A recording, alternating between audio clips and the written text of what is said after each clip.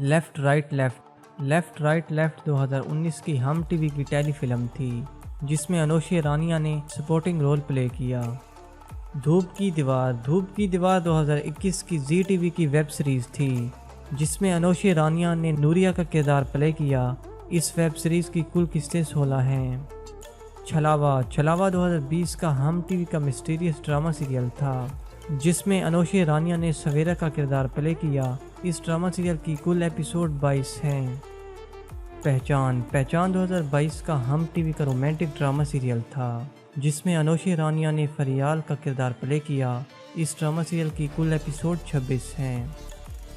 लोग क्या कहेंगे 2020 का एयरवे डिजिटल का फैमिली ड्रामा सीरियल था जिसमें अनुषा रानिया ने दानिया का किरदार प्ले किया।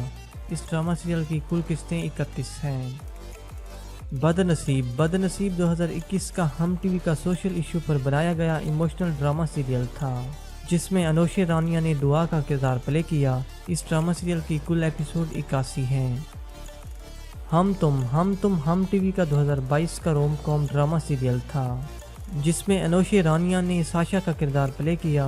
इस ड्रामा सीरियल की कुल एपिसोड 31 हैं।